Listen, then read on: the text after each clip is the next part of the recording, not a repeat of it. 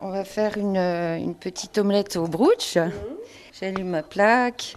Puis ensuite, j'ai préparé une salsa de clémentine un peu relevée. Peut-être que demain, ça vous sera profitable parce que c'est assez énergétique. Et je fais des brochettes à la clémentine, puisque on avait fait ça pour la foire de la clémentine et on a adapté donc une marinade avec l'écorce et le jus de clémentine, du yaourt, enfin plein de choses. Je ne vais pas tout vous dire quand même. Là, sur le plan de travail, qu'a-t-on? Là, ça sera les toasts pour faire les canapés, omelette brooch. Et puis ensuite, donc la salsa, les brochettes, l'ananas, parce que je vais faire une préparation à base d'ananas et de pommes. Et puis j'ai fait un cake aussi, un cake au figatelle. Et là, il faut que je retourne à ma plaque parce que sinon, je vais mettre un peu de beurre. Pardon. Voilà, je vais le faire chauffer doucement. Ensuite, je vais casser mes œufs.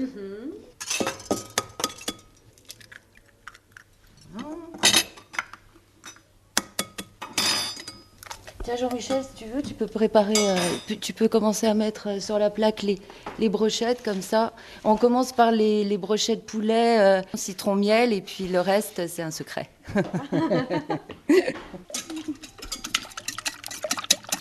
Séverine bat son omelette. Jean-Michel prépare ses brochettes pour la cuisson. Oui, ben là, il n'y a pas grand-chose à faire. L'essentiel a été fait avant. On commence par du doux, miel, citron, et puis ensuite on fera du canard avec une autre marinade qu'il y avait eu au déjeuner des officiels pour la foire de la clémentine. La particularité des lunchbox, c'est qu'on peut déguster les produits qui sont à l'intérieur sans couvert. Oui, absolument. C'était ça le principe, c'était pouvoir déjeuner sans couvert, n'importe où, en tout lieu, en toutes circonstances, et sans avoir sa petite fourchette et son petit couteau. Ils sont jolis ces couverts en bois. Oui, très agréable, facile dans la main, facile dans la bouche. C'est de la menthe là? Menthe. Bon, c'est dommage, on n'aura pas l'odeur. Non. Moi je l'ai. Oui.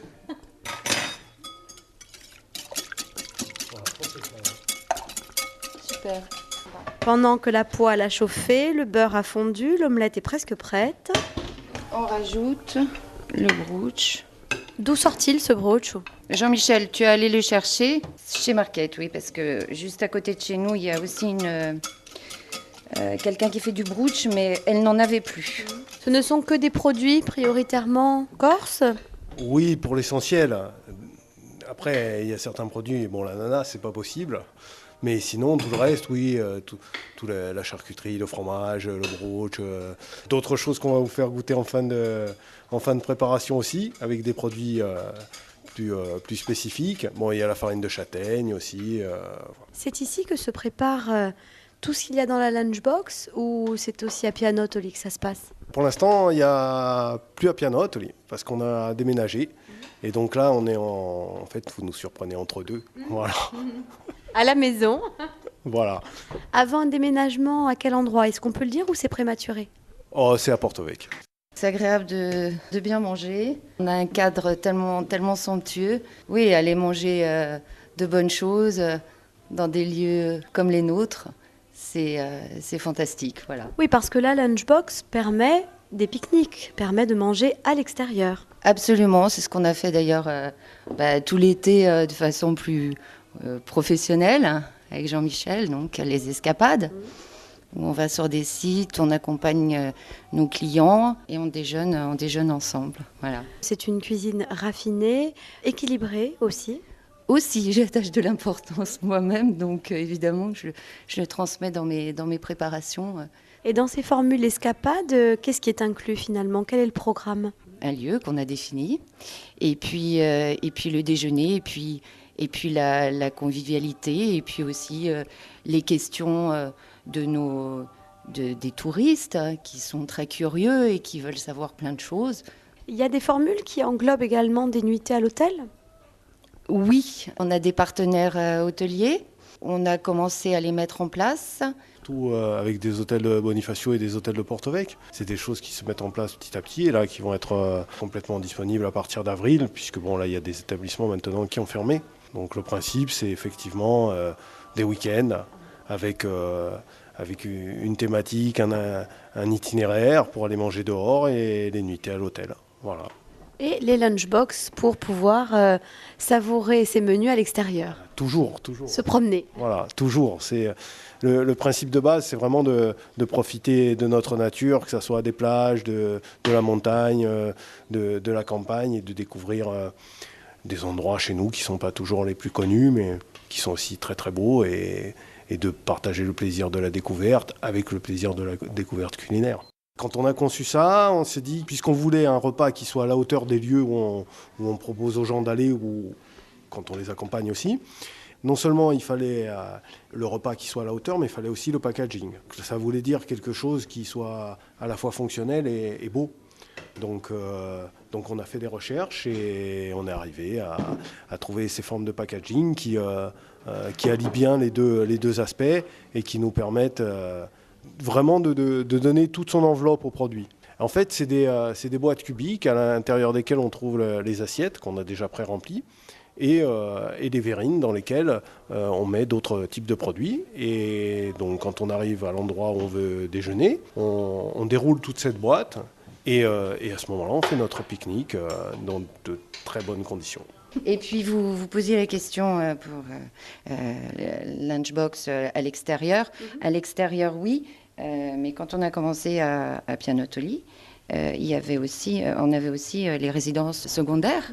C'est vrai que les gens étaient très contents aussi de dérouler la lunch chez eux, sur leur terrasse, sans sortir et en étant livrés. Et, voilà, pas envie de préparer, se dire qu'on a envie de manger quelque chose de différent.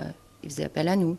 Il y avait aussi les bateaux. Les projets, c'est d'élargir le plus possible le concept à partir de ce qu'il est aujourd'hui. Donc, il y a plusieurs directions. Il y en a qui sont déjà bien avancées. Les événementiels, les accompagnements, ça c'est 2 axes.